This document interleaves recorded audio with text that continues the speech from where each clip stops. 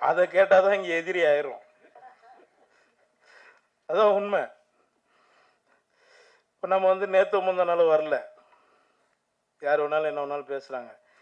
என் assistant என்கிட்ட ஒரு 3-4 வருஷமாக ஒர்க் பண்ண ஒரு தம்பி ஒருத்தன் ஹீரோவை பண்ண போகிறேன்னு சொன்னான். ரொம்ப நல்ல விஷயம் போய் பண்ணுற போட அப்படின்னேன்.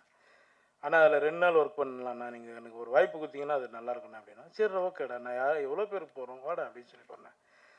அந்த படத்துக்கு தான் நான் 7 லட்சம் கேட்டேன், 8 லட்சம் கேட்டேன்னாங்க. இது என் படம், நான் தான் வரணும், இல்லைன்னா தப்பு, நீங்களே நான் தப்பாக எழுதுங்க, இது என்னோட படம். எனக்கு அவங்க சொன்னாங்க, நாங்கள் வந்துட்டோம்.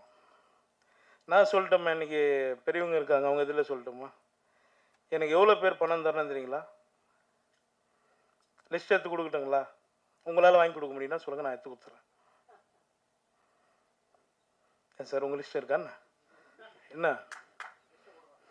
கொடுக்குறோம், கண்டிப்பாக கொடுக்குறோம். அப்படி பேசாதீங்க, நாங்கள் சப்போர்ட் பண்ணி தான் நாங்கள் போயிட்டுருக்கோம். என்னை பொறுத்த வரைக்கும் நான் எல்லோரும் சப்போர்ட் பண்ணிகிட்ருக்கேன். இன்றைக்கி 50-60 கோடி சம்பளம் வாங்குகிற டைரக்டரும் கூட எங்கேருந்து ஆரம்பித்தாங்க நீங்கள் எல்லோரும் ஒரு முறை யோசிச்சிங்க, சரிங்களா? இந்த படம் ரொம்ப கஷ்டப்பட்டு, நான் ஜாஸ்தி பேசலை, எமோஷன் ஆகலை, அப்படியே ஃப்ரீயாக விட்டுருவோம். பேசுகிறவங்க பேசட்டும், கடவுள் பார்த்துக்குவோம், அவ்வளோதான். நான் எதுவும் பேசலைங்க.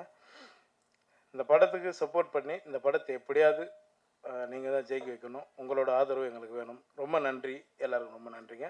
எனக்கு 6:30க்கு ஃப்ளைட்டு, நான் பெங்களூர் போகணும். அதனால தான் நான் 4:30 மணிக்கு போனேன்னு தான் ஒரு 1/2 hour எக்ஸ்ட்ரா இருக்கேன். ரொம்ப நன்றிங்க, எல்லோருக்கும் ரொம்ப நன்றி. Thank you thank you thank you. Thank you so much. அடுத்தபடியாக I'd like to request Thanu sir அவர்கள்